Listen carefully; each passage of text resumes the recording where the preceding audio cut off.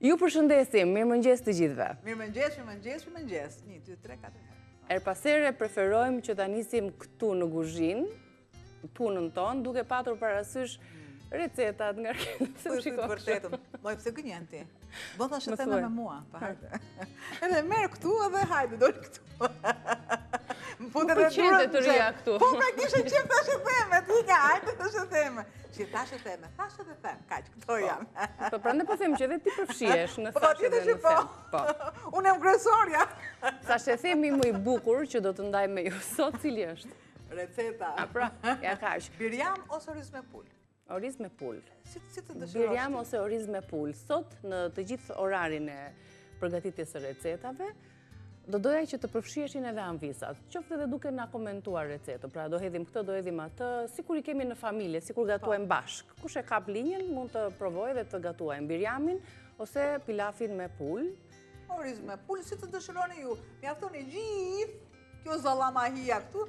Do shkoj në një tavë që do piqet në një furrë të parangror që e kam bërë njëkohësisht në 200, 210, 220, si të dëshironi. Si është fura juaj, kjo?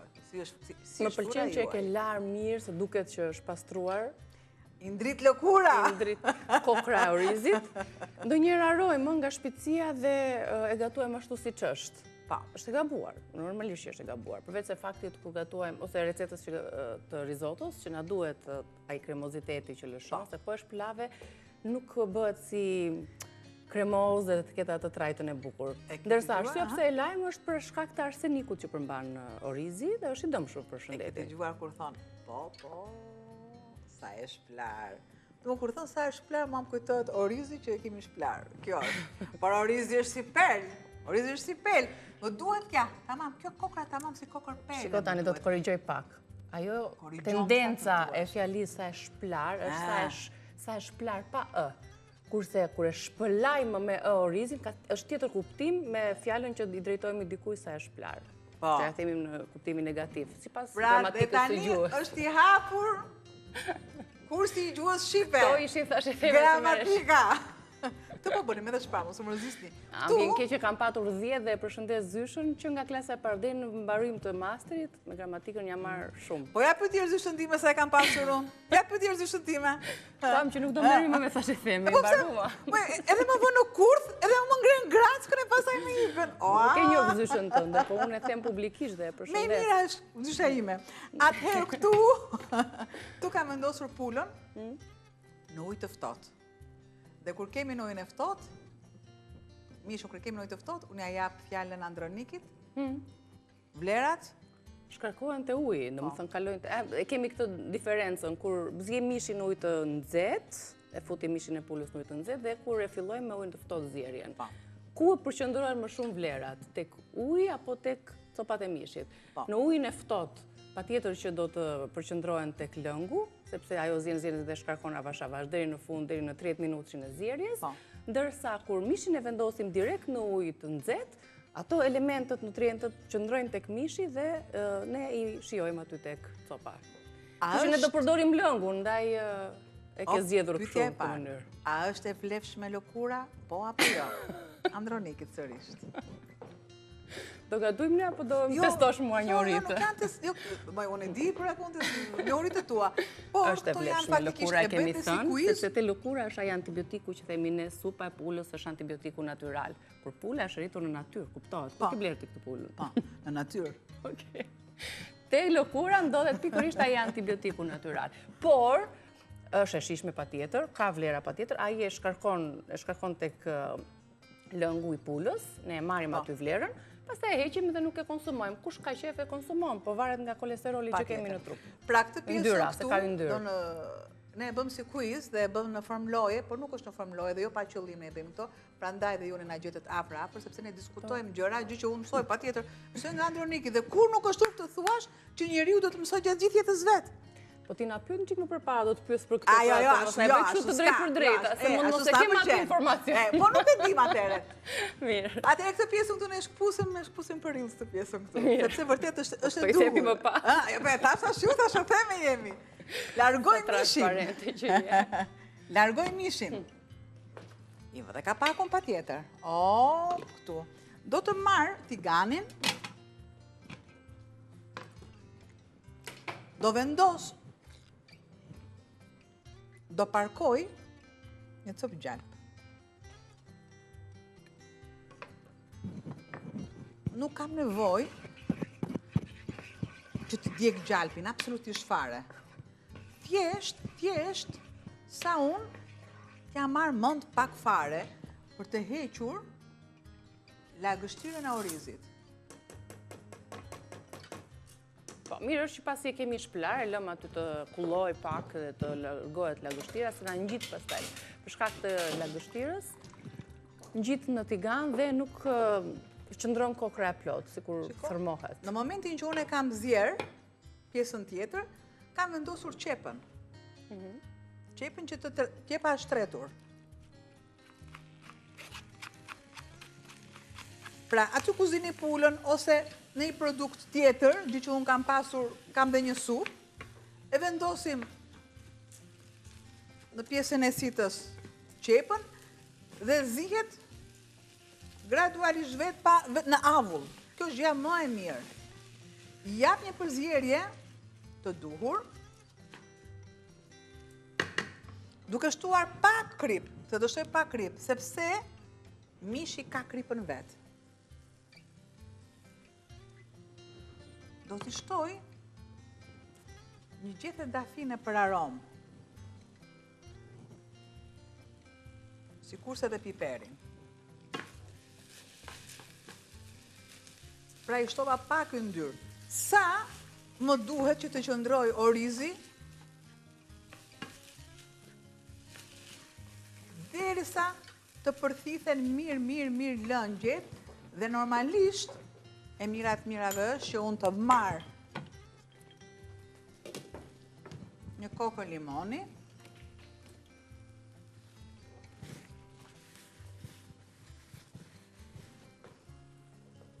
dhe e shtrydh. Kaq më duhet. Pra, lë edhe pak aromë. Pra, dafina dhe limoni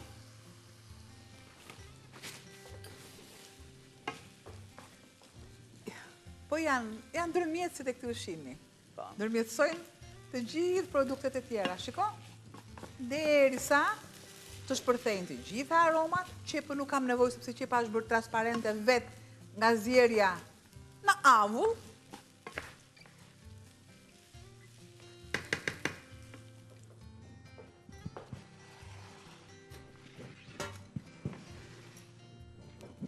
Dhe i transferojmë tani në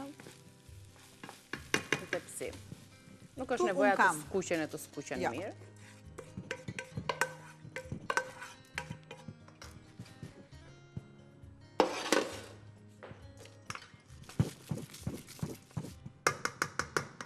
Tu unë kam 2 gota me oriz.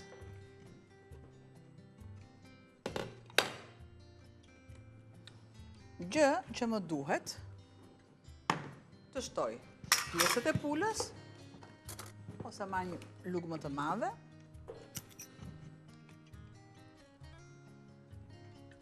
Tani pjesën e yndyrës e shohim, ngjyrën e verdhë e shohim.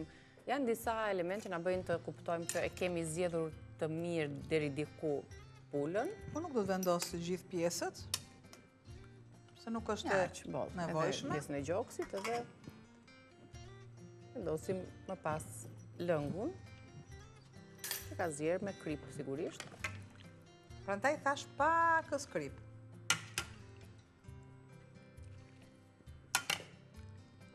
Unë do t'i kap me anën e garuzhdes.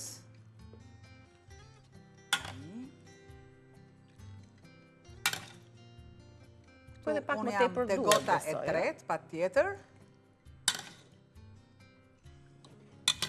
Deri në garuzhdën tjetër, kaq. Bëjmë dhe atë sheshimin apo nivelimin. Që të jetë, na duhet në 2 gota oriz dhe na duhen 4 gota ujë. Kemi gjetën e dafinës dhe në fund fare shumë pak.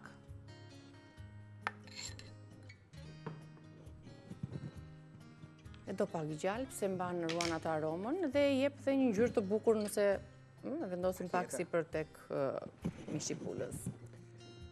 Te mishi pulës, në fund fare ta vendosim.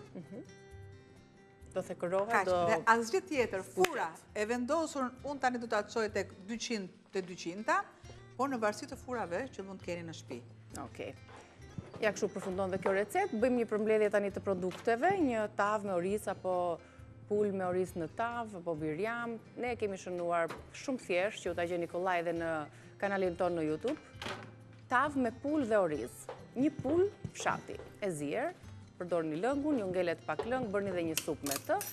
2 filxhan oriz, filxhan çaj. Dhe më pas, me të njëjtin filxhan, 5 filxhan, 6 filxhan lëng nga lëngu i pulës, lëng mishi, 1 kokërqep të gririmët, 2 lugë gjelle vaj ulliri, 2 lugë gjelle gjalp, 1 gjethe dafin, krip, piper i zi.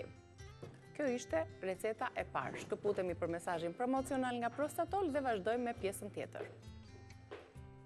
Mirë se u rikthyet, vazhdojmë të qëndrojmë në kuzhinë, përgatisim recetën e dytë, sjellim pak produktet në tryez. Kemi një përgatitje me mielin e orizit apo jo? Me kos, me vezë, me krip, me piper të zi, e shohim të strukturuar, të shkruar recetën, produktet i kemi në tryez, ndërkohë edhe juve ju presim të na telefononi. Ja tek kemi recetën. Një supë me kos, do t'i shtojmë mielin e orizit si pjesë lidhse edhe përshije të kësaj recete. 3 lugë na duhen nga mielli i orizit, 2 lugë gjelle gjalp ose vaj ulliri, 1 qep mesatare, 1 karot mesatare, 1 litër lëng pule ose ujë, 250 gram kos i trash, 1 e verdhë veze, krip, piper, pak majdanos ose koper për sipër. Pra, miell orizi, vaj ose gjalp, 1 qep, 1 karot, lëng pule ose ujë, kos, 1 e verdhë veze, krip, piper, majdanos ose koper. Kjo është receta. Ne do ta përgatisim tani dhe ju do ta ndiqni hap pas hapi. Kemi lëngun e pulës nga receta tjetër. Lëngu i punës, i përvishëm i punës dhe të lëngu i pulës, unë kam vendosur 1 karot, edhe 1 qep. Gjë që qepën e marrë dhe e vendos në blender. Pra nuk e heqim fare, do ta përdorim qepën bashkë me karotën. Dhe pjesën tjetër dalese.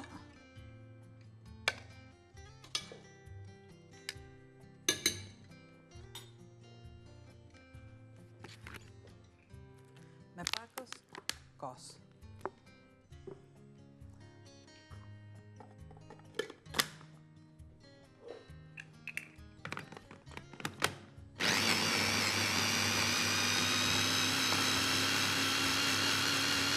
E duke qenë se ka ngjyrë vetë lëngu i pulës nga zjerja, kemi treguar pak kujdes dhe kemi zgjedhur kosin 0,5% të ndyrë nga lufra, që të mos e kemi të rëndë, si të thuash, në përqindjen e yndyrës. Ndryshoj pozicionet. Dikur kur bëj gjimnastika e mëngjesit në radio, ndryshojmë pozicionin, shkojmë në pozicionin fillestar, gjë që është e nxjerrja. Do të shtoj 1 pjesë gjalpi. Do ta lë të tretet, jo aq sa të digjet. Kam mielin e orizit. Pakos fare derisa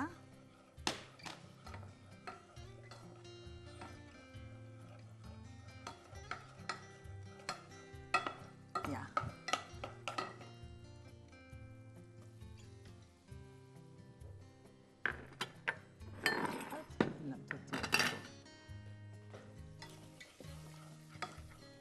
Pra, është miell orizit dhe jo miell misri, sepse shpeshherë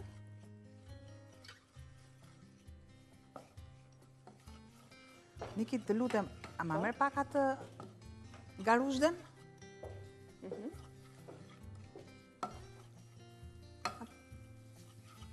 Derisa të kem këtë trajtën e përthithjes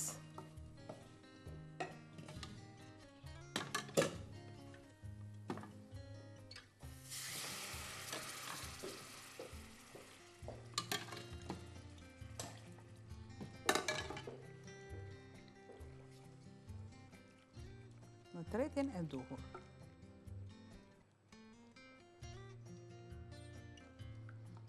Është shumë e shpejt tretja e miellit të orizit.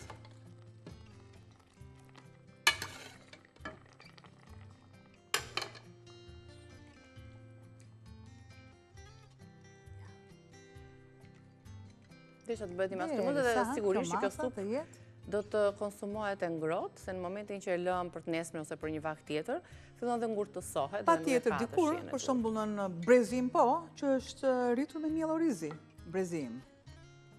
Po, mielli orizit është ushqimi i parë tek fëmijët, Po, patjetër që edhe tani thjesht janë të koncentruara që vendosen në kutitë e qumshit. Pra është normalisht është aja dhe zhëja. E lë duke ulur pak nxehtësinë. Kam Miko për Majdanos lëngun e tyre ujin, pra e bimbe me mjekësore. Të tillë. Tamam bim mjekësore. Ja. Dhe e lë të bëhet avash.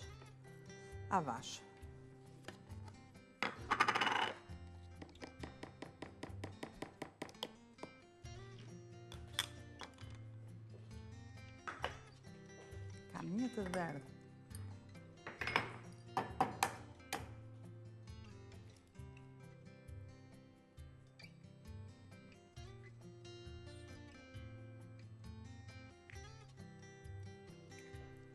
Një të verdhë veze. Vetëm të verdhën do t'ja shtojmë tek supa. Qepa dhe karota, pasi kanë zjerë, kemi kaluar në grirse, duke i kaluar në krem, i bashkë me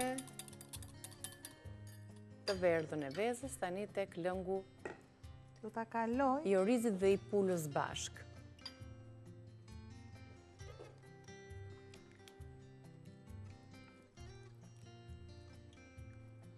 Pra, dua të jetë një supë disi më ndryshe, të ketë vlerat e veta, sepse nëse unë kam vetëm miellin e orizit, çfarë do të marri supa vetëm miellin e orizit, do thoni ju ka lëngun e mishit.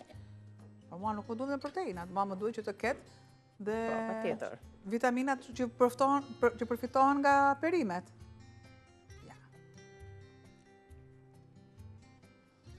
Limitoj, nëse unë dua, pa tjetër dhe jo nëse dua, limitoj masën e mishit. Duke shtuar vezën dhe kosin.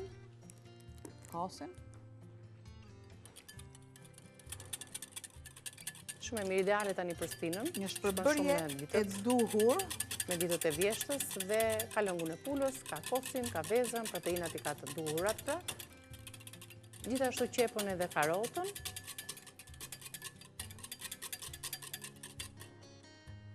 Patjetër që duhet të shoh, të fluskoj pak, të zjej, që të lidhet mirë lëngu me pjesën e miellit të orizit. Do kripën, se pas kam pa krip.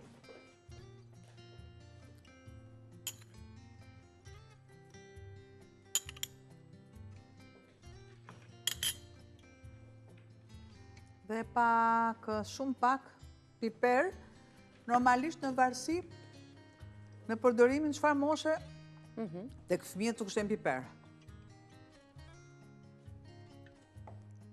Dhe e lë këtë mas të trashet, duke marë koper të grirë. Ja marrim një tufës këtu. Falë pak.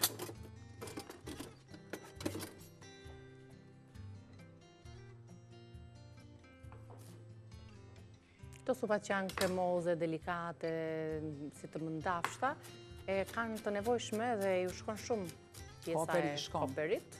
Se edhe vetë koper, nëse gjejmë kuptimin e fjalës, është qetësues, pra ka një aromë qetësuese.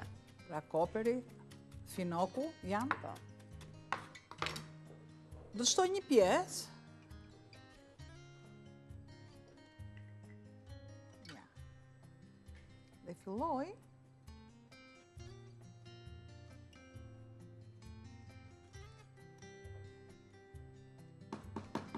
Shumë e mirë ka dalë, kremoze e lidhur mirë, e shishme, me elementet e duhur. Ja. Në fund fare, që të mos pritet, ali që nuk ka rrezik të pritet, se kemi vetëm të verdhën e vezës. Por, e mora këtu që të shikohet. Nga nxehtësia, gjithsesi. Kos dhe e verdha e vezës. As edhe një herë që unë ta marr dhe të ndërpres procesin, sepse është e verdha e vezës që ju duhet. Nëse ju nuk doni që të mbaj veza erë, e kemi thënë vezë edhe pakës uthull. Po, e largon aromën. Largon aromën e vezës. Uthulla nuk është vetëm pastrues, një larës i mirë për të larguar bakterjet, por dikon dhe në largimin e aromave. Për shembull, sikurse ne mund të vendosim tek lule lakra një kore buke ose uthull. Sod. Normalisht edhe soda ruan edhe ngjyrën. Të dyja këto përdoren gjërësisht sot edhe në pastrim, jo vetëm në përgatime. E vendos sërisht. Dhe kështu e kemi fik përfunduar, vatrën dhe e lë vetëm me nxehtësinë.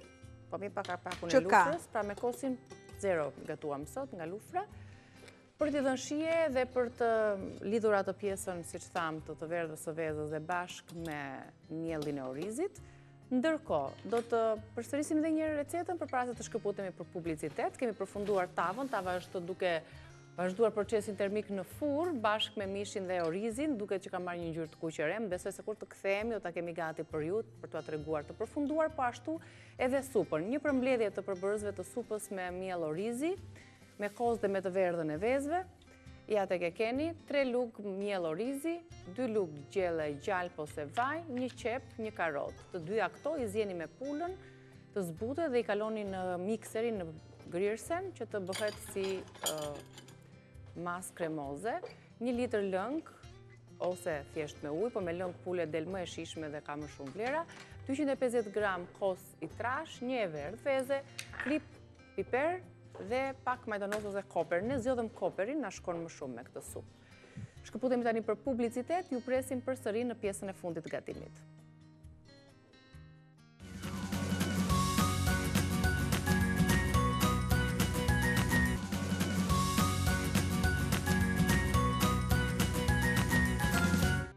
Jemi rikthyer në pjesën e fundit të hapësirës tonë të gatimit. Po ju kujtojmë, kemi përgatitur tavën me pulë me oriz. Ta sjellim Albana? Ata ishin po. E sjellim, i tregojmë pak për anvisat tona, për shikuesit, në çfarë faze kemi dhe ndërkohë kemi përgatitur një supë me miell orizi, shumë e shishme, shumë kremoze na ka dalë. Edhe e këndshme për ta përgatitur, shumë e shpejtë, e thjeshtë, siç janë të gjitha recetat që ne përgatisim.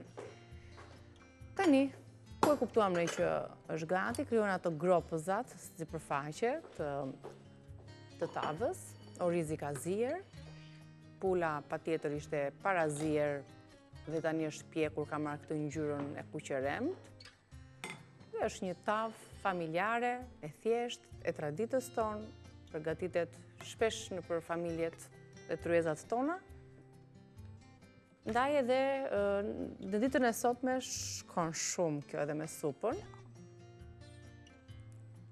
Kështu që 2 vakte, nëse zgjedhim që supën ta konsumojmë në mbrëmje. Se është bosh ai bidoni, apo e përdore? Do ta përdore për pastaj. E përdora. Që tash ne bidoni bosh në tryez, po pas ka menduar diçka tjetër Albana. Këto ishin 2 recetat e para, supa dhe tava me oriz dhe pulë. Do t'i gjeni patjetër me fotot e tyre edhe në rrjetet sociale, Për mënyrën e përgatitjes, besoj se jeni të qartë, me mielin supën me mielin e orizit, e nisëm të parë duke ka urdisur pak në gjalp, Albana shtoi më pas lëngun e pulës, e trazoi, kishte zjerë tek lëngu i pulës qepën edhe karotën, i griu ato, i bashkoi me lëngu dhe mielin e orizit, duke shtuar dhe koper, e duke përmirësuar shijen me krip piper të zi dhe me pak gjalp që të mbaj atë aromën dhe të jetë e mëndafsht, kremoze supa. Tani, përfundua me 2 recetat, kalojmë në një tjetër përgatitje. Ndoj që të bëjmë kosin e dim. Pra 1 litër qumësht. 1 litër nga qumshti lufra. Tu kam. Që ta kthejmë në... Që të ketë yndyrë. E gjithë problemi është që të ketë yndyrë. Kam. 2.5 yndyrë. Kishte kjo shishe. Kam limonin. Dhe do ta lë qumshtin derisa të nxehet mirë dhe të filloj të krijoj disa bulza anash. Me lëngun e limonit. Pra duhet një përbërës i thartë, që ta thartoj qumshtin e nxehur. Ta presi, e pret. Limoni gjithmonë pret. Po, shifeni dhe bëm veçimin tani të kokrizave të bardha që do të kalojnë, do t'i shkullojmë si gjizë në pjesës së hirës. Që ne? Duhet gjithmonë një thartues, që mund t'jetë uthull e bardhë, kryesisht limoni përdoret di unë. Edhe uthulla. Edhe uthulla përdoret. E trazojmë, e bëjmë gjizën në kushtet e shtëpisë. Shumë kollaj. E ullë nxehtësinë. Jo më kot unë kam zgjedhur një... Duhet trazuar limon më që të vogël. Po të doni mund të shtoni uthull. Unë do të shtoj që ja fillon dhe veçohet. Po të shë dhe uthull, bëhet një kundër veprim akoma dhe më i shpejt. E përzijej mirë. Do shikojmë, shiko. Veçohen, pjesa e... Se kemi atë ndryshimin e gjizës me rikotën. Rikota e ka më të përqëndruar aciditetin dhe e lëshon në kokriz, është kokriz. Gjë që për mua... është si më e njohur but. Po, pa tjetër. Ja. Sa më yndyrë të ketë qumshti, aq më e mirë del gjiza. Është e drejtë kështu apo? Pra duhet të ketë yndyrë të jetë i trashë si qumësht që të formohet një gjizë e mirë dhe më pas vendosim ne e kriposim apo jo, e përdorim në gatime në byrek. Do t'i vendosim pak krip, atë sjell pak krip. Ja. Fillon dhe veçohet. Mund të bëjmë dhe një recetë të shpejtë duke i shtuar pak koper vaj ulliri, bëjmë një gjizë të aromatizuar. Pra kemi të plot mënyra. Shikoja. Derisa fillon e veçohet vetë, nuk kam nevojë unë, se nëse unë filloj dhe ta trazoj, s'kam nevojë, sepse normalisht, nëse nxehtësia shumë e lartë, pjesa poshtë zihet. Ja, kjo është. Prihet qumshti, pra duke i shtuar diçka, pra limonin e thartë dhe derisa të veçohet pjesa e gjizës dhe pjesa e hirës. Të dyja janë të përdorshme. Edhe hira përdoret. Hira është e mirë për mëlçim. Zihet një bukmisri me hirë ose buka shumë e mirë. Po, bëjmë bukën, tek kulaçin. Tek specat me gjizë. Në vend të qumshit shtoni hirën. Po. Mund bëhet një supë duke i shtuar hirën në vend të ujit. Patjetër. Pra e gjejmë vendin kudo. E lëm pak sa të bëhet. Që të veçohet edhe pak dhe do ta kullojmë. Duhet kullojmë mirë në mënyrë që gjithë të largohet pjesa e lagështirës dhe të mbetet ajo gjiza pjesa e thatë dhe më pas ne... Ja, shife.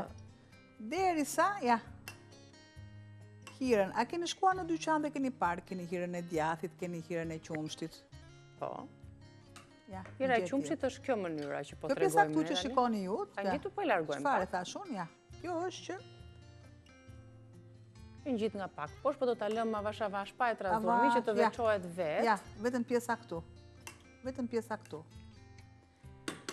Dhe shumë e kollajt që nga gjiza ne bëjmë djathin. Nuk do t'a bëj sot do kem gjizën. Dhe djathin do t'ja sjellë në një mënyrë tjetër, në një formë tjetër.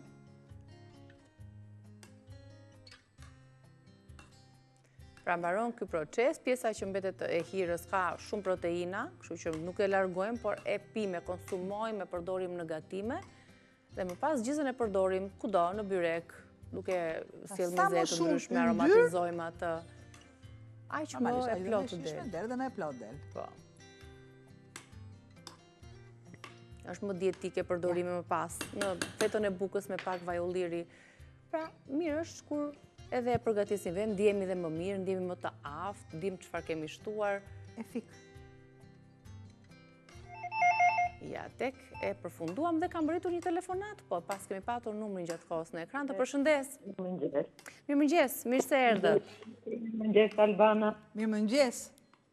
Tani po e shikoj Armanin me Këshëri, unë bëj të tjetër. Të njëjtën gjë bën. Për gjizën. Kështu si po bën Albana, unë bëj djathtë. Po.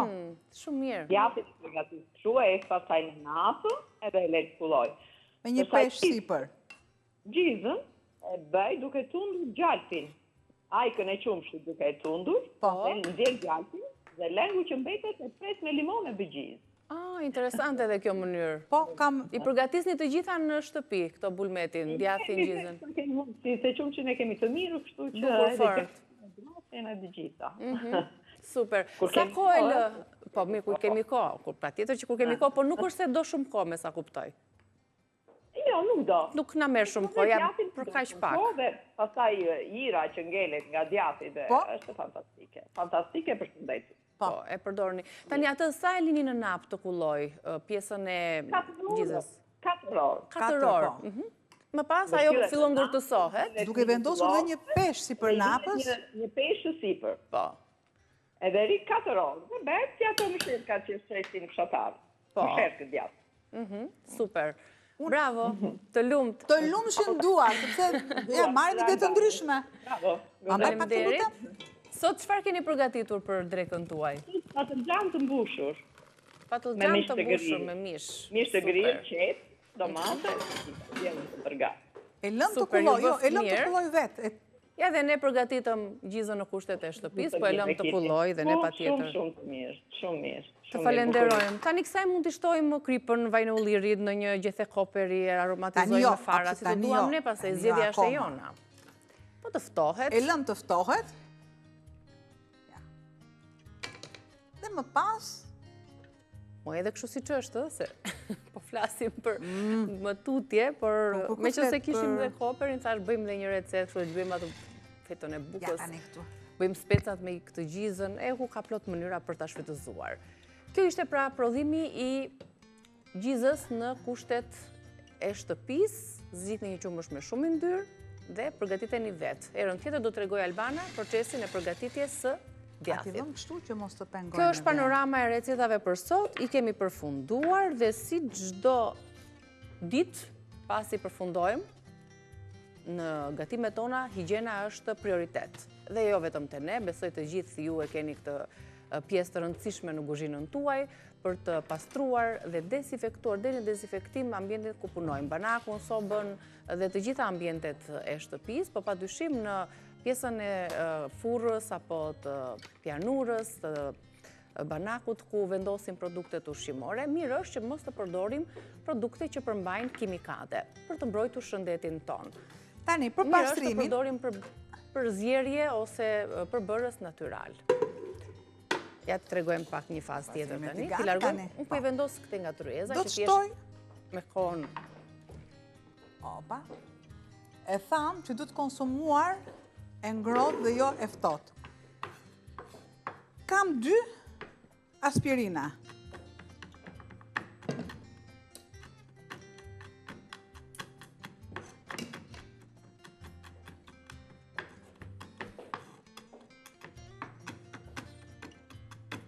Që do bëjmë me aspirinat, ne? Derisa, ose në të kundër, që i bjeme dhe më kollaj, si që bënin dikur në natona me ne. Për personat që se konsumonin do të si kokër, aspirinën, paracetamolin. Dhe fëmijët e përgjithësi e donin të tillë.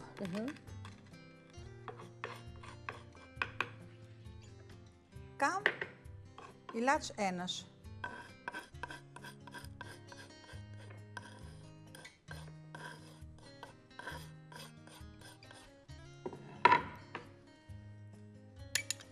Kolinoz.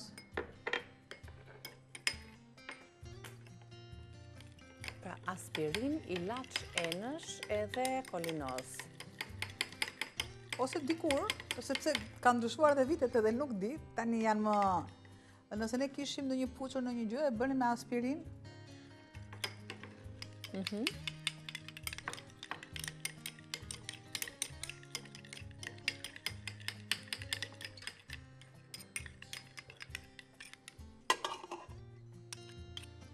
Do lajmë fundin e tiganëve të nxereve,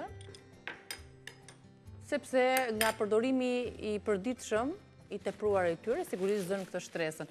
Nuk i pas kemi dhe aq keq sot, por ja po e tregojmë këtë mënyrë Zgjova këtë që ishte më... Ishin gjitha pastra ishin. Tani kokrizat e aspirinës, duke qenë të imta, se i lëm që të veproj pak, aspirin, detergjent, edhe nëse ju doni, mund të shtoni, mund të shtoni sod, nëse ju doni, po ose jo. Pse? Sota është pastruse, zbardhuse, gjitha. Sërisht, me një përhapje, e la pak sa, të këtu, këto është problemi që, dhe sa të shkoj të marr unë edhe një tel.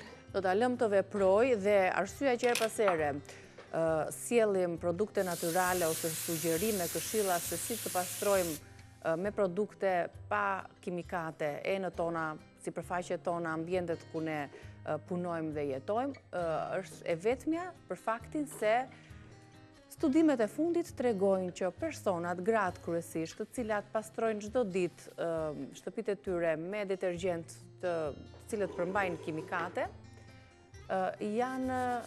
është njësoj, është e barabartë, sikur këto gra të kenë konsumuar për 20 vite me radhë cigare, në mënyrë të përditshme. Pra, ngarkesa e mushkërive ishte e njëjtë dhe e barabartë me sikur këto gratë kishin konsumuar pra çdo ditë, pa miq polatja, se po haroja dhe teksin duke të parë se sa mirë po pastron kjo përzierja. Kam pastruar të nxjerrë. Dikur, në fakt, nëse di, ndoshta kemi dhe 2 minuta kohë të na telefonoj dikush na thotë, dikur gratë kur nuk i kishin këto metoda, i përdonin balë të rërën, bajmënd. Po, me letër zmeril. Letër zmeril. Sepse edhe gatuani në për... Një sekondë, ajo ishte gjëja e parë, çarçafët e bardhë një dhe tenxheret ku vendoseshin në sopë, nga ty shikoj femra, këto dyja. Jo, në kohën e zogën, jo në kohë para 90-ës, se për këtë periudhë po bëjmë fjalë, si çunat janë të rinj. Në momentin që zogën po pul. Para 90-ës i vazhdonin të ishin këto metoda. Edhe sot e kësaj dite akoma shkojnë në plazh dhe marrin rër për pastrimin e tenxhereve. Sot e kësaj dite. Ja. Unë nuk e lashë, po ushtroj forcë, normalisht këto duan e çik forcë, nuk duan për këdhelje. Po nëse i lëm ne të qëndrojmë pak minuta. Po, s'ka nevojë fare të ushtroni forcë.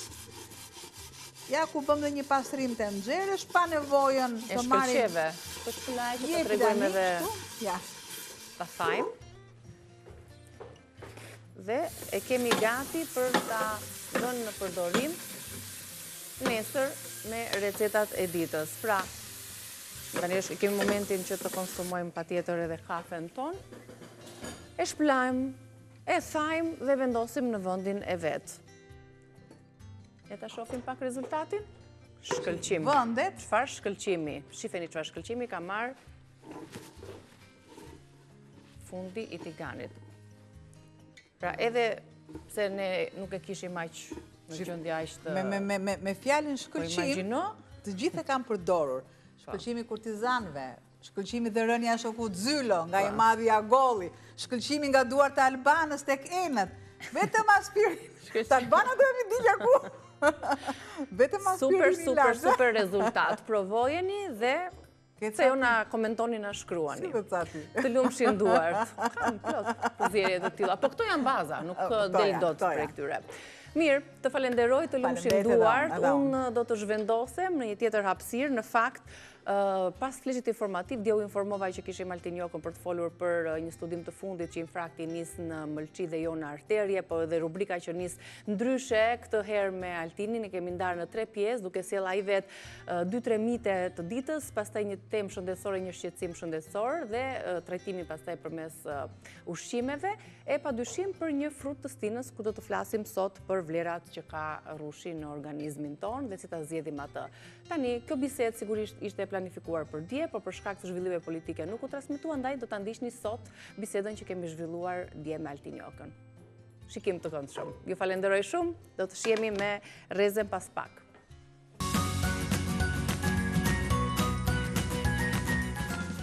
Ju përshëndes dhe njerë, mirë se vini në Reze Dielli. Në këtë hapësirë të çdo të mërkure në këtë sezon me Altinjokën, do të mendojmë diçka ndryshe për publikun që na ndjek dhe për ata që na shkruajnë në mënyrë të vazhdueshme, se kur do të shfaqet në ekran, bisedat që kemi pasur në këto vite apo jo. Dhe ja ku erdhi momenti që ne të kemi një lidhje të drejtë për drejtë tani me Altinjokën, kur do kemi menduar diçka ndryshe për këtë sezon, për t'ju ardhur gjithë në ndihmë dhe për ta strukturuar pak më ndryshe hapësirën e bisedës me nutricionistin ton. Kemi menduar që çdo të mërkur të sjellim, Altini në fakt ka menduar të sjellim mitet e së mërkurës, cilat janë mitet e ditës së sotme, do të zbulojmë pas pak. Do të flasim sigurisht për një frut apo perim të stinës, për vlerat nutritive që ka dhe si duhet ta konsumojmë për të mirat dhe benefitet që na ofron dhe padyshim për një gjendje të caktuar, një shqetësim shëndetësor dhe si mund ta përmirësojmë përmes ushqimeve dhe përmes bimëve. Përshëndetemi fillimisht me Altinin. Përshëndetje. Altin, të përshëndes. Ju falenderit për ftesën edhe ju uroj edhe juve sezon të mbarë dhe përshëndes të gjithë ata që ju ndjekin apo na ndjekin nëpërmjet emisionit tuaj. Falenderojmë dhe ne që je sërish në këtë sezon për të ndarë këshilla të vlefshme për publikun që na ndjek. Unë e shpjegova pak a shumë strukturën që do të funksionojë këtë sezon, edhe me sugjerimin tuaj dhe të falenderoj që për të sjellë diçka ndryshe në ekran dhe për të informuar publikun në mënyrë të shpejtë, të saktë edhe dinjitoze, sigurisht përmes këshillave që do të ndajmë edhe për gjatë ditës së sotme. Atëherë, më thuaj vetë se çfarë mitesh ke vendosur të sjellim në këtë të mërkur. Atëre, ne çdo të mërkur, ashtu siç thatë ju, me keni menduar dhe juve këtë rast, që ta ndajmë në 3 pjesë, dhe pjesë e parë më është lëmuar në dorë për të zgjedhur problemin e miteve që ka shumë sot, dhe 2 pjesë të tjera ju takojnë juve si emision që do i përgatisni, ose paktën do i formuloni se përsëri unë do flas. Në këtë rast, unë për sot kam zgjedhur një mit kryesor të parin, jam nisur nga një kuzhinier me emër, i cili kur gatuan disa ëmbëlsira që vuare para sa ditësh, thotë që mos përdorni sheqerin e bardhë, po përdorni sheqerin kaf, sepse është më i shëndetshëm se ai i bardhi. Po kush është e vërteta? Faktikisht kjo është mit, sepse të dyja janë forma të saharozës. Dhe në trup metabolizohen njësoj, pra metabolizohen edhe në mëlçi identikisht si alkooli. Edhe sheqeri kaf ndryshon vetëm nga aspekti i ngjyrës, sepse ai ka një nivel të shtresës së melasës, që jep atë ngjyrën e errët kafe, po themi, dhe ka dhe një aromë të veçantë ose një aromë tip karameli. Kjo nuk e bën më të shëndetshëm, kjo jep vetëm llojin e shijes dhe preferencës, po kjo nuk ka lidhje me shëndetin, sepse përbërja kimike si e sheqerit bardh, si e sheqerit të kaf është e njëjtë, saharoz e rafinuar. Po ashtu, niveli mineraleve dhe vitaminave janë minimale tek ajo që thuhet tek sheqeri kaf, tek melasa. Vërtet melasa ka kalium, ka kalcium, hepur dhe magnez, por është vetëm 1% e vlerës ditore që mund të marrë dikush. Pra është e pallogaritshme dhe është një iluzion. Në ana tjetër, si sheqeri kaf dhe sheqeri bardh kanë të njëjtën kalori. Një lugë çaj ka afërsisht 15 deri 16 kalori te të dy sheqerët. Indeksin glicemik e kanë përsëri të njëjtë, 64, 65. Pra është e njëjta tek të dyja. Nga aspekti metabolik, në momentin që futet trupi nuk e dallon. Enzimat tretëse e shpërbëjnë sheqerin në glukozë dhe në këtë moment, si qelizat beta të pankreasit, nuk pyesin është sheqeri kaf ose i bardhë. Dhe në studime është parë që është identikisht i njëjtë për pankreasin dhe për mëlçin. Nga ana tjetër, të dy sheqernat, përsëri në studime klinike është parë që e shfarosin njësoj mikrobiomën e zorës. Pra ky është një mit marketingu që vjen për arsye sepse u penalizua ose më saktë filluan dëmet e sheqerit bardh të dilin në pa dhe për të dalë në një krah tjetër përshitje, është vënë sheqeri kaf. Mos harrojmë një pjesë të dërmuese e sheqerit, është ngjyrosur artificialisht me melas. Nuk është sheqeri original kaf dhe e bën akoma edhe më të rrezikshëm. Sheqeri vazhdon përsëri, mund të themi të njëjtën gjë, rrit rrezikun e obezitetit, të diabetit, të yndyrnave të mëlçisë, problemet e inflamacionit kronik, problemet tumoriale etj. Shkolla publike e Harvardit e ka theksuar shumë qartë. Nuk ka asnjë ndryshim midis këtyre dy realiteteve të sheqerit. Si sheqeri kaf dhe sheqeri bardh është i njëjti. Prandaj, të dy të dëmshëm. Sa të doni ngjyrën, nuk është zgjidhje kjo, është eliminimi i sheqerit ose heqja sa më shumë e sheqerit dhe ulja sasisti. Ky është miti i parë. Kemi mit tjetër? Kemi dhe një mit tjetër, këtë e ka marrë nga një naturopate me emër që e ndjekin dhe shqiptarët në botë, e cila para ca kohësh ka nxjerrë dhe ka pasur një video shumë të kërkuar, virale, kur thotë që kërcitjen e gishtave të ditës që ne bëjmë gjatë ditës, mos s'duhen kërcitur për arsye se shkaktojnë artrit apo artrozë. Kush është e vërteta? Faktikisht nuk ka prova shkencore që nëse ne kërcasim gishtat, pra këto gishtat qafën se her pas here ne për të lehtësuar, po. Për lehtësuar, sa e bëjnë dhe nga stresi, për të ulur nivelin e stresit, nuk ka asnjë provë shkencore që kërcitja e këtyre gishtave shkakton probleme të artrozës. Ai tingulli që ne dëgjojmë është nga niveli i çlirimit të flluskave në lëngun sinovial, që është në kocka, pra që lubrifikon kockat, që lubrifikon kyçet. Çfarë ka ky lëng? Ky lëng brenda këtyre kyçeve ka kryesisht dioksid karboni, ka oksigjen dhe azot. Këto tre gazra. Në momentin kur krijohet një presion, pra kur bëjmë gishtat kështu dhe krijojmë një presion, atëherë formohen flluska gazi. Dhe në momentin që ne lëshojmë këto ose bëjmë, atëherë këto shpërthejnë si një tingull që hapi një kanaçe me gaz. E njëjta gjë dhe kjo tingulli karakteristik i kockave. Studimet shkencore kanë parë që në vitet 1975, në vitin 1990-98 kanë parë që nuk ka asnjë rezultat dhe në vitin 1998 është bërë një studim që është prezantuar tek revista prestigjioze Artriti dhe Reumatizma dhe është parë që nuk ka asnjë rezultat që kërcitja e kockave shkakton problem. Po ashtu, në vitin 1990 është bërë një njëjti studim. Në vitin 2011 te gazeta e mjekësisë familjare në Shtetet e Bashkuara të Amerikës u morën 215 persona mbi moshën 50 vjeç. 20% të këtyre persona u lanë që kishin një zakon të përhershëm të kërcitjes së gishtave. Dhe nuk u gjet në MRI asnjë lidhje me incidencën e artritit ose artrozës. Po ashtu tek revista prestigjioze Radiology 2015 u panë që imazheritë e rezonancës personave, pra rezonancës magnetike, nuk kishin formime, pra këto shpërthimet që ne bëjmë, pra këto kërcitjet, nuk kishin ndonjë dëmtim të lëngut sinovial gjatë kërcitjes. A ka ndonjë rrezik, mund të themi, në qoftë se do i përcasim shpeshherë në mënyrë agresive? Se është si antistres për disa. Po, në qoftë se kanë patjetër që do i irritojmë mindjet përreth. Në qoftë se bëjmë në mënyrë agresive. Në qoftë se mund të dëmtojmë edhe kockat, mund të kemi dhe hënjë etj. Por nuk ka element që mund të themi që mund të dëmtoj kockat niveli kërcitjes së gishtave. Pra mos u shqetësoni. Kërcitja e gishtave nuk është armiku kryesor i kockave dhe kyçeve tona. Është thjesht një zakon që nuk duhet tepruar, por që mund të heqë edhe stresin. Rreziku qëndron në vend tjetër. Pra nuk është ky rrezik. E kuptova. Do më falësh pak, se ne kemi lënë për të folur 2 mite, por dje më duket ndarka par dje më duket më ka dalë një video dhe dua ta shpjegoj pak, nëse mundem. Po, bëhet fjalë për një mit të radhës, mit të tretë apo jo? Të tretë. Po po e thyem me që është emisioni i parë, po e thyem çik tretë. Pash një trajner personal i cili është në zonat tona të shqiptarisë, që thotë sa më shumë të djersisni, aq më shumë ndiqni yndyrë. Madje i rekomandon të njerëzve që të fusin elemente dhe çorape të presuara apo rroba të presuara për të djersitur sa më shumë. Kush është e vërteta? Njerëz të dashur, dhe kushdo që janë këta trajnerët personal, duhet kuptojmë që djersa është një mekanizëm termorregullues për trupin tonë. Është një freskues për trupin tonë. Nuk shkrin dhjami. Djegja e yndyrës nuk ndodh nga djersa, ndodh në mitokondrit tona, njerëz të nderuar. Është vetëm aktiviteti fizik që e bën gjë të tillë. Djersa është ndërtuar nga ujë dhe nga kriprat minerale. Pra nga elektrolitet, që do të thotë 90.1% është ujë dhe 0.9% është minerale, është elektrolite. Vetë klinika, pra Mayo Clinic, e thekson shumë qartë. Humbja e shpejtë e peshës nëpërmjet stërvitjes, saunës dhe eliminimit të djersës rikthehet më njëherë më pas. Në 1 litër djersë ne kemi humbur 1 kilogram pesh, thon ata, por kemi humbur 0 kilogram djam, sepse ajo do ta merret prapë se ne jemi dehidratuar. Trupi jon ka rreth 4 milion gjëndra djersë.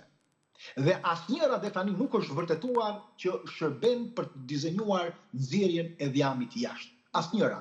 Kur nuk është dizenjuar askush dhe nuk është parë nga ato 4 milion gjëndra, nuk mundet të dali. Argumentet që thuhet që të dali djersa nuk janë të vërteta. Tani nga ana tjetër, kur trupi nxehet, gjëndrat e djersës sekretojnë ujë.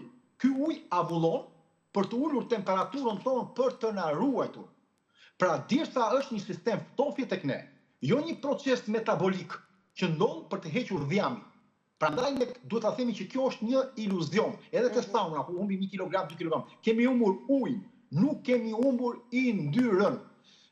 Në studimet që është parë që humbja e kësaj djersës nuk ndodh.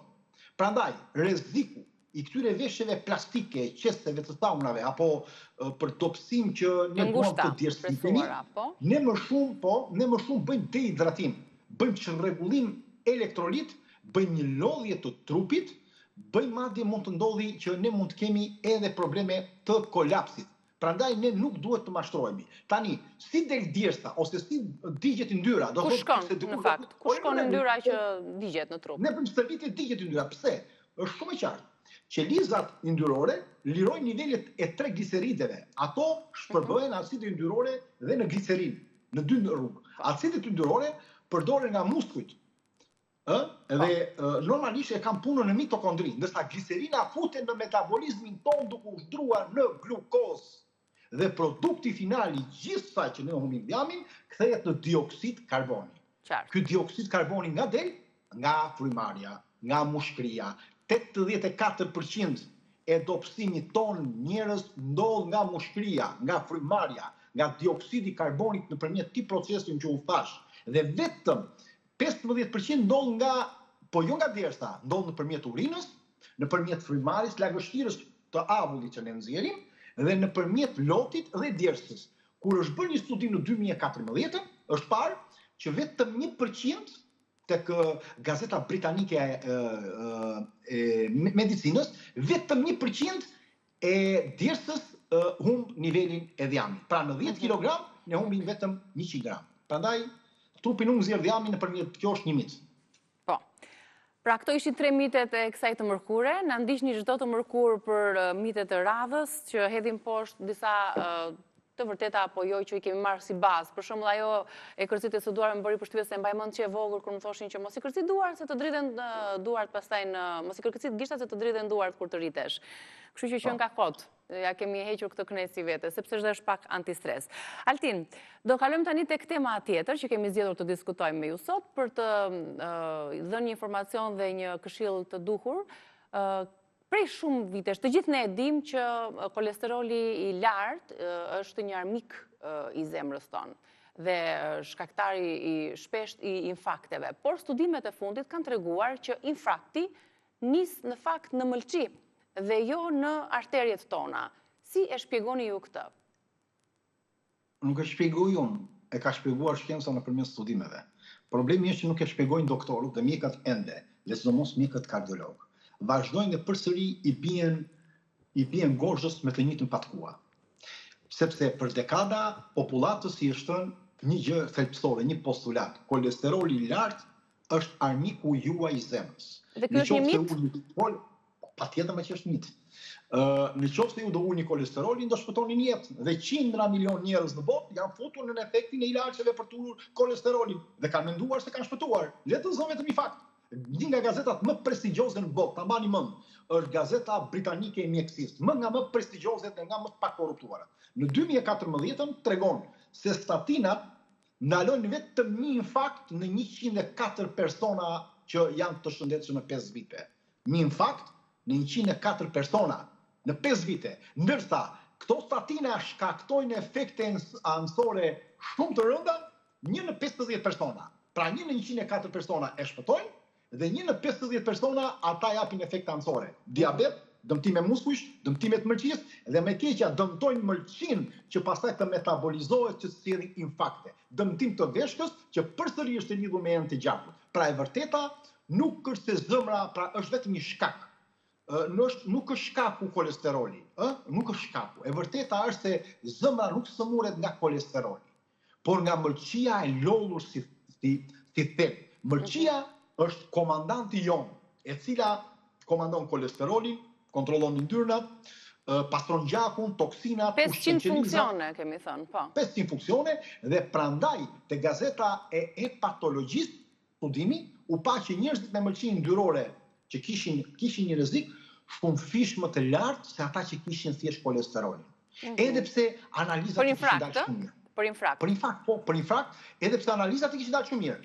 Sepse kemi një lidhje shumë të madhe të zemrës dhe të mërqisë, dhe mund ta themi që mërqia është një laboratori qendror i trupit. Prodhon të gjithë ato elemente që ne tham dhe kontrollon edhe nivelet e energjisë. Zemra është thjesht një lloj pompe që shpërndan gjithçka. Dhe këtë që shpërndan zemra duhet ta prodhojë mërqia. Në çdo grimcë yndyrore, kolesteroli dhe toksin kalon nga mërqia. Nëse mërqia nuk e lëshon, atëherë zemra nuk ka çfarë të kalojë. Në rast se ne do kemi një lodhje të mërqisë, atëherë zemra është e para që goditet. Trigliceridet e tepërta, kolesterol i madh, inflamacion, probleme edhe të mërqisë pastaj në tutje deri në infarkt apo anëtele të ngurtësuara etj.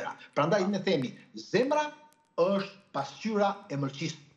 Pacientë që janë me probleme të mërqisë të jamosur nuk vdesin nga ciroza. Vdesin në përgjithësi nga infarkti kardiak.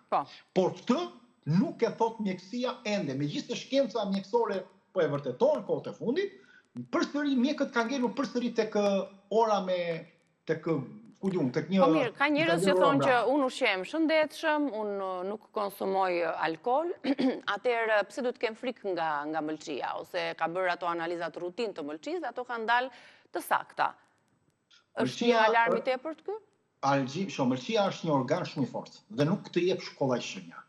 Mëlçia mund të themi është kështu, ne kemi një restorant, ose Albana që punon atje e kupton, ne kemi një restorant dhe zemra e atij restorantit kush është? Kuzhina. Nuk është kamarieri, është kuzhina. Njerëzit shkojnë për atë kuzhinë në restorant.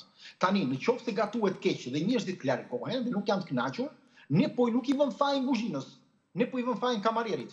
Atëherë ne ndrojmë kamarierin, ndrojmë banakierin, këto është bërë deri tani në kaq dekada. Ne kemi përdorur ilaçe për kolesterolin, kemi ndruar kamarier, banakier për gabimet e kuzhinës. Nëse kuzhina është ajo që të helmon, nuk mundet të fusim kamarierin ose ta penalizojmë se është helmuar. Pra kryesorja është pikërisht kjo. Tani, problemi është që mërqia, pra ata që thonë që ne nuk kemi sëmundje të mërqisë, faktikisht askush nuk e di. Pasi është një sëmundjet e mërqisë janë të heshtura njerëz, këtë duhet ta kuptojmë. Në shumicën e rasteve nuk japin as shenja. Megjithëse ne bëjmë analiza të mëdha, të mërqisë, edhe na duken brenda normales, ne kujtoj se qetësohemi dhe flëm bidafina. Analizat në shumë drejtime janë të gabuara që bëhen për mërqinë, për të kuptuar problemin e grumullimit të yndyrës ditë pas dite dhe për të shikuar problemet të ardhmen për problemet e infarktit. Edhe për diabetin, por edhe për infarktin. Pra shumë njerëz e zbulojnë vonë, le që shumë njerëz e zbulojnë në ekot e tyre, në analizat të diagnozë kur bëjnë një ekobar, por rastësisht ose për një problem tjetër. Po ne duhet ta shqetësojmë shenjat. Kush do jenë shenjat? Që tregojnë një problem të mërqisë, po. Një problem të mërqisë dhe duhet bëjmë disa analiza tejet atyre që ne i kemi neglizhuar. Mjekët mjekët nuk i thonë, nuk është në protokoll, është jashtë protokollit. Dy analiza që janë jashtë protokollit. Jo, kanë thënë që mjekët kanë një protokoll të caktuar dhe njerëzit me informacionet e tyre bëjnë disa analiza të zakonshme, por jo ndoshta më të detajuara siç doni të thoni ju. Po, as të tëja që bëjnë ata dhe bilirubina nuk tregojnë asgjë. Nuk tregojnë gjë për rastin e infarktit, parandalimin e tyre problemet me zemrën. Nuk tregojnë gjë këto, tregojnë tjetër gjë. Ne po flasim për problemet e infarktit, jo vetëm për mërqinë. Atëherë mërqia flet gjatë gjithë kohës, por ne duhet ta dëgjojmë. Nëse do kemi një lodhje të vazhdueshme, nëse do kemi një fryrje pas ushqimit, apo një rëndesë, nëse do kemi një intolerancë nga ushqimet e saktuara, nëse do kemi disa alergji, nëse do kemi skuqje dhe irritime të lëkurës, kryesisht pasi ushqemi, kryesisht jo kur lahemi se mund të jetë nga shampot, por kryesisht pasi ushqimit apo gjatë ditës. Në qoftë se kemi probleme lëkurë, kruarje, puçra, akne të tjera, në qoftë se do kemi probleme hormonale kur na kanë dalë, do kemi bërë një analizë rutinë, në qoftë se do kemi migren, dhimbje koke, dhimbje kyçesh, ëndje sysh në mëngjes kur çorni, në qoftë se do kemi rastëzim, në qoftë se do kemi parje të gojës, këto nuk janë thjesht shenja të rënies energjisë. Janë sinjale të hershme të metabolizmit tonë që nuk po funksionon. Dhe nuk mund të funksionojë metabolizmi nëse mëlçia është e smurur. Nuk mund të themi kemi metabolizëm të dëmtuar, por mëlçia është mirë. Është gabim. Nuk mundet, nuk ekziston gjë e tillë. Mëlçia është laboratori i trupit tanë. Atëre, shpesh mungon nga mjekësia disa nga analizat kryesore që ne duhet të bëjmë. Dhe kush janë këto? Nëse do më lodh të. Po patjetër duhet, ti themi. Homocisteina, glukozën që duhet bëjnë ta njerëz që shpesh e neglizhojnë, dhe GGT-ja, që quhet gamma glutamil transferaz. Është një enzim në mëlçi që prodhohet kryesisht nga mëlçia dhe gjendet edhe në pankreas, gjendet edhe në veshka, gjendet edhe në zor. Ky lloj enzime ndihmon metabolizmin ton dhe metabolizmin kryesor të antioksidantit numër 1, nënës të antioksidantëve glutathionit. Pa këtë, pra shkalla e një stresi oksidativ të lartë, problematikat në pankreas, në zor e të tjera vijnë përsëri nga kjo analizë, GGT. Ta mbajnë mend njerëzit kur të bëjnë një analizë ta kuptojnë. Kjo tregon gjendjen e mëlçisë, se si rritet niveli i yndyrnave, dëmtimet që ka, toksinat apo elemente të tjerë që tregon që kjo mëlçi ka. Dhe rrezikun kardiovaskular, në shumë studime është parë që GGT-ja ka rrezik shumë të lartë dhe ndell infarkti, jo menjëherë. Po personat që kanë të lartë her pas here, ndodh një infarkt në zemrën tonë. Pra, edhe pse kolesteroli mund duket normal, edhe pse ALT-ja mund të duket në rregull, edhe pse AST-ja duket në rregull, nuk tregojnë dëmtime serioze, ne flëm bidafina, pas takohesh personi pson infarkt. Pra, analizat na kanë dalë në rregull, ato që bëjmë të zakonshmet, pa u detajuar më tepër, dhe themi jemi në rregull. Patjetër që kolesteroli është i dëmshëm, nuk mund të themi që të kemi më shumë frikë, po nga kush mund të kemi më shumë frikë, nga kolesteroli i lartë apo nga një mëlçi me probleme? Ndoshta përgjigja 10 që është përgjigja, po që të dyja bashkë janë të rrezikshme, padyshim. Po, atëherë të kuptojmë gjë. 80% të gjithë kolesterolit e prodhon mëlçia. Ne 20% fusim nga ushqimi. Në rast se mëlçia jo nuk e metabolizon mirë këtë lloj yndyrë dhe jep sasi më të lartë ende të gjakut, duke quajtur të zemra, do krijojmë probleme të triglicerideve, të kolesterolit, do fillojmë arterioskleroza etj. Pra mëlçia është baza, nuk është kolesteroli. Kolesteroli është një pasojë. Kolesteroli nuk është armik. Në atë që na është deklaruar deri tani nuk është armik. Ai është jetik për organizmin tonë nderuar. Sepse nëse ne nuk do kemi kolesterol, nuk prodhohet një pjesë të hormoneve tona. Nuk prodhohet vitamina D. Nuk kemi probleme me aspektin biliar, do kemi probleme me tëmthin, me gurët në tëmthin. Edhe me Alzheimerin, siç tregonte një studim i fundit. Po, edhe me Alzheimerin do kemi probleme me hormonet, me destabilitetin e hormoneve. Se ne thamë që vetëm 20% vjen nga ushqimi. Rreziku fillon kur metabolizmi prishet tek ne.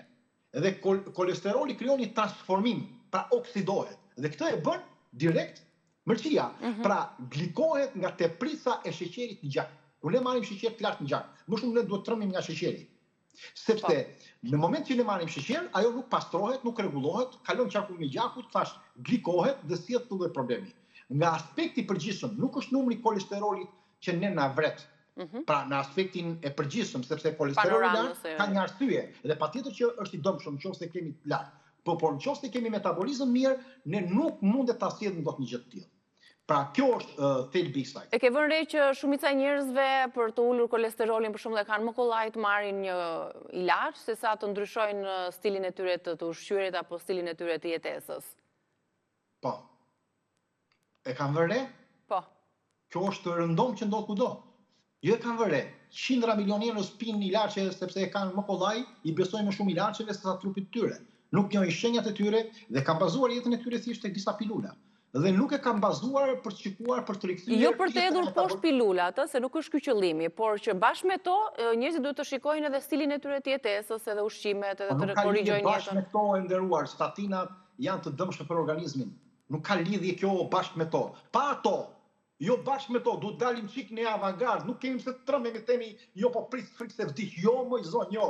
Edhe një herë. Pa ato, me këto, lere punë e pilulave. Ka pilula që janë të nevojshme, në momentin ku kemi probleme sëmundjesh, ku kemi probleme kardiovaskulare, ku kemi probleme që duhet marrë antibiotik, apo edhe elemente tjera. Por në këtë rast, statinat janë pa asnjë lloj interesi. Nuk shpëtojnë jetë. Nuk shpëtojnë jetë, e tham, po dua të zë disa nga studimet, vetëm mos zgjatemi, të zë disa nga studimet se çfarë sjellin statinat. Qartë, po ndoshta një herë tjetër se kemi për të diskutuar. Ne duhet, shiko, trupi jonë është si një makinë hibride.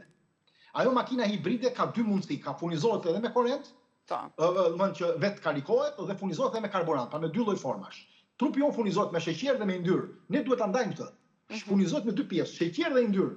Në qoftë se çdo gjë shkon në ekuilibër, çdo gjë kalon lirshëm dhe ja kalon marshin njëra nga tjetra, pra kalon karburanti nga karburanti. Por me dietën moderne që ne sot marrim, nivelet larta të sheqerit deri në 6 fish. Makina jo ngjeset në një lloj karburanti, ngjeset tek sheqeri. Dhe kjo quhet ngurtësi metabolike. A i dini, kjo quhet ngurtësi metabolike. Çfarë bën?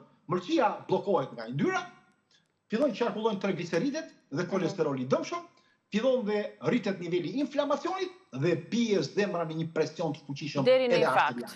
Edhe deri në infarkt sepse bllokohen arteriet. Pra me një fjalë, ngurtësia metabolike është kur trupi haron të djeg yndyrën dhe sheqerin, dhe jo yndyrën dhe sheqerin, po bllokon yndyrën, pra nuk tret yndyrën ose nuk lufton për të tretur yndyrën dhe merret vetëm me sheqerin. Dhe kjo do të çojë rrugë drejt të infarktit. Sekreti i një zemre të mirë fillon tek mëlçia e shëndetshme. Në qoftë se donim që ne të mbajmë trupi mirë, duhet patjetër që pra zemra e shëndetshme duhet të merremi patjetër me mëlçinë. Nuk është problemi te pilulat, por në qoftë se ne rregullojmë stilin e jetesës, gradualisht mëlçia është e fortë, nuk dëmtohet në një ditë, as në 2 ditë, as në 5 ditë. Edhe rigjenerohet. Nuk është zgjidhja, a do të rregullojmë shkaqet apo thjesht të mbulojmë pasoja si maskim për makijazh trupi. Po duam si maskim, pilulat janë atje, o burra të zënë rallën dhe të marrin sa të duan. Në qoftë se duam që të gjejmë shkakun, shkaku është njëra nga këto shkaqe, shkose ka edhe shkaqe tjera. Një nga shkaqet është mëlçia dhe patjetër që duhet ta rregullojmë vetëm me stil të jetesës nëpërmjet bimëve, ushqimit, aktivitetit dhe elementeve. Do t'i lëmë një emision më vete mëlçisë për të treguar se cilat janë ushqimet edhe bimët, të cilat e rikuperojnë atë dhe e pastrojnë atë, në mënyrë që ta bëjmë të plotë si emision. Ndërkohë Aldin do mpresësh pak sepse do kalojmë në publicitet dhe do të rikthehemi për të folur për një prej produkteve siç kemi vendosur të diskutojmë të mërkurave, një prej produkteve frutave të sinës është rushi. Ana shëndosh apo jo, si duhet ta konsumojmë, cilat janë vlerat e tij. Me njëherë pas publicitetit, ju presim.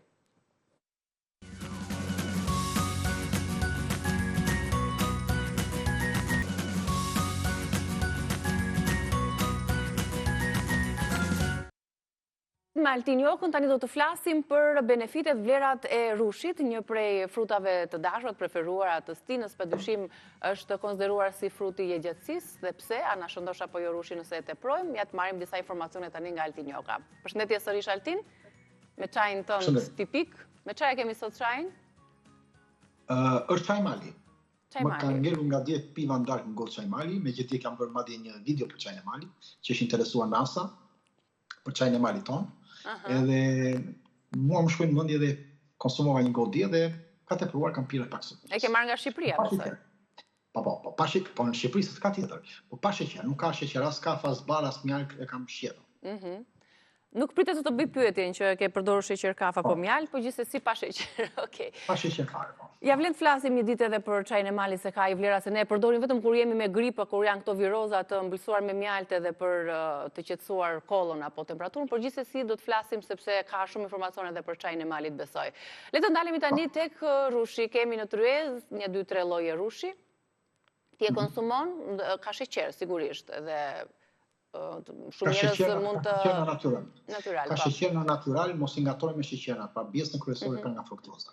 Mos e ngatrojmë në pjesën e sheqerit natyral me sheqerin që flas. Qartë, padyshim. Pyetja e parë që do të bëj, ana shëndosh apo jo rushi? Jo, nuk shëndosh.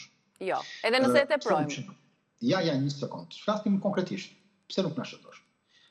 Atëre 100 gram rush, pra po themi diku 20 kokra, afërsisht, po themi se nuk e kam peshuar, po afërsisht, janë të barabarta me 1 mol mesatare në aspekti kalorisë. Ka 70 kalori. Ky rushi ka 70 kalori kjo molla. Është e barabartë me, po themi, me 2 copa çokoladë të zezë, diku 10 gram. Është e barabartë kjo 100 gram rush me 1 kokër vezë. Në qoftë se ju mendoni, edhe me gjysmë banane, në qoftë se ju mendoni se kjo mund t'ju shëndoshi, atëherë në rregull. Pra, në aspekti kalorik. Tani dalim nga aspekti I sheqernave, se u thatë kanë edhe sheqerna. Sa nivele sheqerna këta? Ka diku 13, 15, 17 gram sheqer, jo sheqer, po fruktozë kryesisht, pra sheqerna natyral që janë të ndërtuara bashkë në 100 gram rush. Pra në një vesh rush të mirë të bollshëm ne marrim rreth pak më shumë se sa kaq, por po ta llogarisim, janë të barabarta.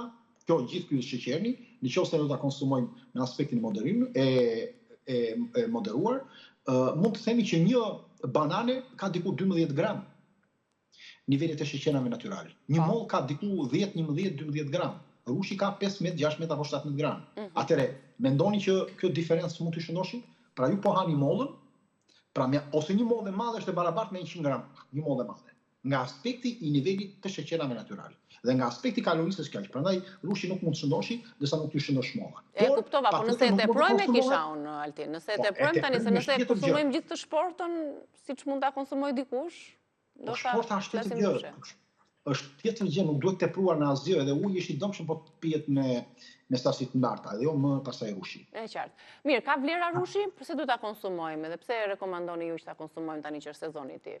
Po, vlera patjetër që ka, derisa ne po themi që është frut, dhe jo më kot në lashtësi është quajtur fruti I jetëgjatësisë. Po. Dhe nuk thon kot edhe në gjuhën popullore I e bërë si rush. Sepse rushi simbolizon freskinë, simbolizon bukurinë, simbolizon një lloj shpëndeti të plotësuar që tjetrit I duket nga jashtë. E një ka gjë ndodh me rushin. Rushi ka faktikisht diku 80 dhe në 82% ujë në trupin e saj. Si pjesa më e madhe e frutave. Ka nivele të sheqernave natyror që ne e tham kryesisht të fruktozës dhe bazën kryesore që ka vitaminën C në sasi më të lartë dhe vitaminën K.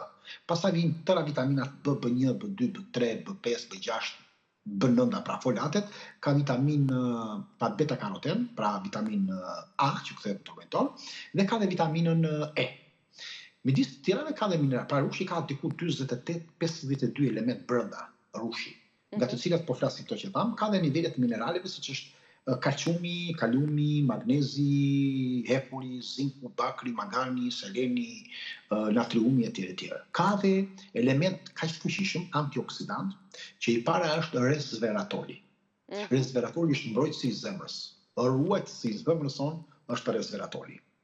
Dhe ul bllokimin e arterëve në gjakun tonë. Është antitumorial, është antiplakje dhe është neuroprotektiv, që ndihmon trurin nga Alzheimeri dhe nga Parkinsoni. Ka antocianinat, të cilët janë ato pigmentët që japin ngjyrën të rushit, huq, zi, portokalli, roz çfarë është, të cilët antocianinat forcojnë endë të gjakut, janë antiinflamatorë të fuqishëm, zbusin dhimbjet e kyçit dhe të artritit dhe janë shumë të mira për problemet e artritit, mbrojnë shikimin dhe forcojnë shikimin, sidomos problemet që kemi në retin, neutralizojnë radikalet e lira dhe plakjen e parakoshme. Midis tjerave rushi ka quercetinën, një flavanoid shumë I fuqishëm, që është antihistaminik natyral kundër alergjive, azmës, problemeve të rufës etj. Është antiinflamator quercetina, ndihmon edhe në artrit, edhe në inflamacion, në problemet e sëmundjeve kronike etj. Mbron zemrën. Midis tjerave është antitumoriali që kanë parë studime. Çfarë ka rushi tjetër? Ka katekinën dhe epikatekinën, dy flavonoid të jashtëzakonshëm që gjenden tek çaji I jeshil. Dhe në disa raste ky rushi ka nivele të larta që bëjnë sistemin jo vetëm kardiovaskular, po mbrojnë kujtesën, problemet e depresionit dhe uljen e asaj të nivelive të Alzheimerit dhe Parkinsonit. Po është dhe antidiabetik. Këto dy elementë që ndodhen tek rushi janë antidiabetik. Tjetër ka taninat, sidomos tek farat. Janë të hidhura, po pengojnë rritjen e baktereve, bëjnë tretje më të mirë, pra e ndihmojnë, parandalojnë problemet. Pra duhet ta konsumojmë me gjithë fara, po thoni. Farat patjetër, rushi ka 100%, 5% ja fara, 5% lëkura, 90% shtuli. Faktikisht e fara dhe tek lëkura, megjithëse janë 5-10%, ka vlera shumë herë të mëdha. Ose njerëzit I largojnë disa, nuk I kanë. Nëse dëmtojnë stomakun, kanë probleme stomak, dhe kanë probleme po nëse nuk kanë probleme stomakun dhe duan të rregullojnë tretjen, duan të ndalin diaren, të balancojnë disa probleme zorës, të pengojnë rritjen e baktereve në zorë dhe kanditën, duhet ta hanë me gjithë fara. Është më e mira. Nga ana tjetër ka dhe elemente të tjera antioksidant të rushi dhe midis tyre ka dhe acide fenolike, asidin kafeik, asidin ferulik, është shumë detoksifikues, është mbrojtës ndaj rrezave ultraviolet kur ne dalim në diell. Pra, na parandalon problemet e kancerit. Pra këtë mund të themi që ka vlera, po themi në rastin kryesor. Më të përqendruara i ka rushi zi, apo se janë disa lloje, disa varietete që kemi dhe në Shqipëri? Apo nuk mund t'i ndajmë dot se cili është më i shëndetshëm edhe... Po, sot po ndahet lloj gjëra deri në ADN, mos ndajmë këtë. Kjo që jam e thjeshtë mund ndahet. E para, rushi zi ka nivele më të larta të resveratorit dhe në 3 fish më të larta. Se ta rushi kuq, se rushi bardh nuk ka. Po flasim nga rushi kuq. Ka antocianina shumë herë më tepër, atë pigmentin që ne tham, të polifenoleve që janë më të fuqishme, ka dhe nivelin më të lartë të quercetinës 2-3 fish.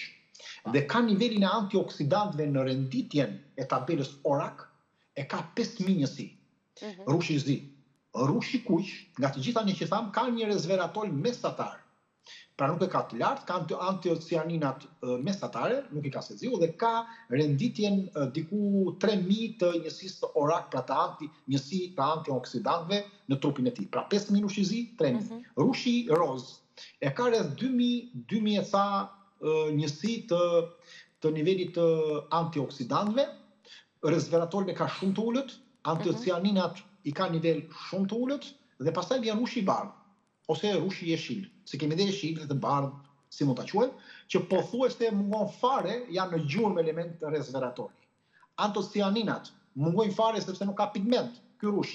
Dhe në aspektin e tabelës, në aspektin e antioksidantëve në tabelën ORAC, ka diku 1500. Pra 3 fish më i pasur rushi zi, 2 fish është rushi kuq, pastaj vjen rushi i bardhë. Kështu që ne duhet jemi të mundshëm në përzgjedhjen e tyre nëse do të marrim vlera. Për shije pastaj ne mund t'i kombinojmë të dyja, për të rritur edhe pastaj gamën e tyre. Me djath, për shembull. Sinergjia më e madhe ushqimore, në radhë parë ne duhet të kuptojmë kush është sinergjia më e mirë ose kush janë kombinimet. Po, kemi folur për sinergjinë dhe sa mirë kombinojmë me njëra tjetrën ushqimet për të përthithur dhe për të marrë vlerat e tyre. Një kombinim për shembull? Kombinimi i mirë është me arat, pastaj vin bajamet, vin lajtit. Pastaj kjo është kombinimi i mirë, sidomos edhe për diabetikët, sepse thithja e sheqerit duke marrë këto llojet e fibrave, është shumë më i avashtë dhe mund të ham sasi më të larta rushi. Nëse diabetik mund të haj 10, 12, 14 kokra rush, pra një fiçan, po themi, mund të haj pak më tepër nëse konsumon me bajame ose me lajti ose me ara. Një kombinim tjetër që është shumë i mirë është me nivelin e kosit. Kombinimi i rushit me kosin edhe me farat, pra me farat shija atje është kombinim shumë i mirë. Një element tjetër shumë i mirë është me djathin. Kombinimi i djathave apo me gjizën, duke bërë një kombinim protein kalcium i ndyr, bën një balancim edhe nivelit të sheqerit, por patjetër edhe të marrjes ose të sinergjive për bërë një përthithje më të mirë të lëndëve ushqyese, por pastaj një nga elementet tjerë është edhe sallatat. Kur të marrim sallatë spinaqi, jeshile, rukola, është e mira që të hedhin pak sheg, pak rush sipër, agrume, pra pak portokall, për përthithje më të mirë, sidomos kombinimi i pak mollës, shegës, rushit dhe agrumeve në një sallatë do ishte vërtet shumë perfekte, duke kombinuar me acidet yndyrore të vajit ullirit, me farat edhe me pastaj me jeshilet që ne mund të marrim. Gjithashtu ne mund ta përdorim në formën e një smoothie, nëse do duam që mund ta përgatisim, ose nëse më lejon t'ju them ja 2. Po, vetëm se jemi në fund fare, nëse i përmbledhim... Atëherë mund të marrim një pjesë me rush, po t'jetë me fara, s'ka rëndësi, do ta miksojmë, do t'i hedhim një banane, do t'i hedhim një mollë ose gjysmë mollë varet nga mallësia, një lugë fara liri që t'i hedhim brenda dhe një gotë ujë të ftohtë. Kjo është për pastrim të trupit në mëngjes, për rritjen e energjisë natyrale dhe për marrjen e omega 3 në mëngjes. Nga ana tjetër, nëse ne duam që të bëjmë një lloj detoksi të pastrueshëm, marrim disa kokra rush, një gjethemente, 1 litër ujë, 1 litër gjysmë ujë, disa feta limoni dhe i konsumojmë. I shtrydhim lehtë dhe konsumojmë në vendin e ujit për të bërë dhe hidratimin, për të marrë dhe vitaminën C. Nëse duhet bëjmë një kombinim tjetër të rushit për problemet e detoksit të mëngjesit, atëherë duhet marrim konsumimin e përzierjes të rushit me 1 deg rozmarin, pra shtrydhjen e një rushit, disa pika limon dhe një pak rozmarin ose mente për të bërë një detoks ndoshta të mëngjesit. Po kemi dhe elemente edhe kombinime të tjera. Faleminderit. Po, mbaruan minuta se do ishte kënaqësi që të dëgjojmë edhe të tjera kombinime. Unë të falenderoj shumë për informacionet dhe këshillat që ndam sot. Do të shihemi të mërkurën e ardhshme përsëri. Të uroj ditë të mbarë. Përshëndetje. Ndërkohë, ne do të shkëputemi këtu së bashku, do të takohemi përsëri nesër me gatimet tona, me tematika dhe me të ftuar që do të vinë gjithmonë ngrohtë në familjet tuaja. Mirupafshim.